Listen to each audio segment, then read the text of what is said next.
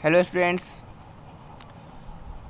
आज class 12 chapter nature and significance of management में आज का हम लोग का सेगमेंट है मैनेजमेंट एज एन आर्ट। चूँकि हम जानते हैं मैनेजमेंट को 3 कैटेगरी में बांटा गया है कि management as an art, management as a science, management as a profession.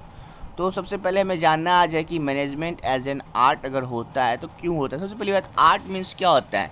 Skill होता है, यानी कि आप में कितना क्या स्किल है और आप किसी भी काम को अपने स्किल से किस तरह से करते हो। तो आर्ट का बेसिकली मतलब ही होता है क्या चीज़ कि आप में क्या स्किल है और आप कैसे किसी भी अपने नॉलेज को जो अप्लाई करते हो और कैसे आप अपने रिजल्ट को अचीव करते हो, ये आपका आर्ट का मीनिंग होता है।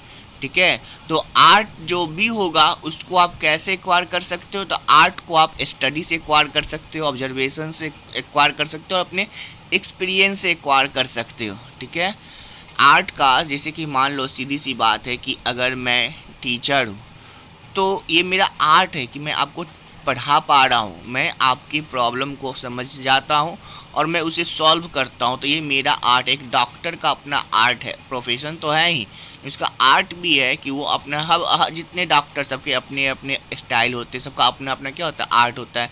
जितने टीचर होते हैं सबका अपना अपना क्या होता है, एक स्टाइल होता है। हर टीचर अपने अपने तरीके से समझाते हैं, ये उसका एक आर्ट होता है। यानी कि आप में कितना स्किल है, आप कैसे अपने नॉलेज को यूटिलाइज करते हो, कैसे अपने नॉलेज को एक्सप्लोर करते हो, यही आर्ट है। तो आर्ट के जो फीचर्स है उनको भी जो है वो कुछ बांटा गया है, 3 भाग है, जिसमें पहला है एग्जिस्टेंस ऑफ थ्योरेटिकल नॉलेज। अब देखो सबसे पहली बात क्या है कि आप में थ्योरेटिकल नॉलेज कितनी है। तो पर आर्ट में क्या होता है कि एक सिस्टमेटिक और ये ऑर्गेनाइज स्टडी है। आपको क्रमबद्ध तरीके से जो भी नॉलेज लेते हैं वो इसमें आता है सिस्टमेटिक, और ये एक ऑर्गेनाइज स्टडी होता है। और इसके अंतर्गत जो है क्या होता है कि it material should be available compulsorily to acquire theoretical knowledge. तो आर्ट सबसे पहली बात थ्योरेटिकल नॉलेज को एक्वायर करता है, इससे आप थ्योरेटिकल नॉलेज सीखते हो, उसके बाद उस पर आप प्रैक्टिकल करते हो। ठीक है, थ्योरेटिकल सीख करके उसका प्रैक्टिकल करते हो।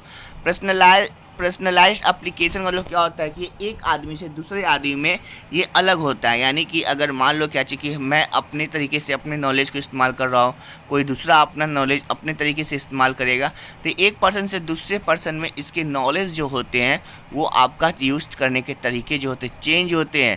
तो इसीलिए ये एक पर्सनलाइज्ड कंसेप्ट है। मेरा हुनर कोई छीन नहीं सकता, दूसरे का हुनर मैं नहीं छीन सकता। तो ये पर्सनलाइज्ड एप्लीकेशन है based on practice and creativity. तो जितने भी आर्ट्स होते हैं ये आपको इन्वॉल्व क्या का होता है, इसमें रेगुलरिटी होती है, कंसिस्टेंसी होती है और क्रिएटिविटी होती है। ये प्रैक्टिस पे डिपेंड करता है, थ्योरेटिकल नॉलेज पे डिपेंड करता है। तो आर्ट जो है वो थ्योरेटिकल नॉलेज से रिलेटेड होता है। आप जितना ज़्यादा प्रैक्टिस करोगे उतना ज़्यादा नॉलेज एक्वायर करोगे।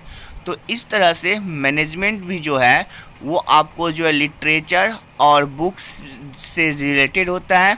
इसमें मैनेजमेंट के सारे एक्सपेक्ट्स को, जितने भी पक्ष हैं उन सबको दिखाया जाता है।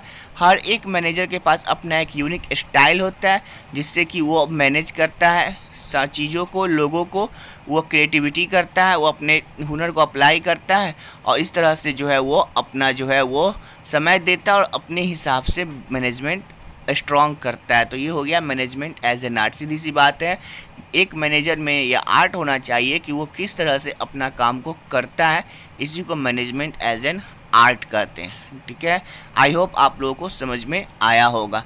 तो नेक्स्ट वीडियो में मैं मैनेजमेंट एज अ साइंस बताऊंगा। ओके, तब तक के लिए थैंक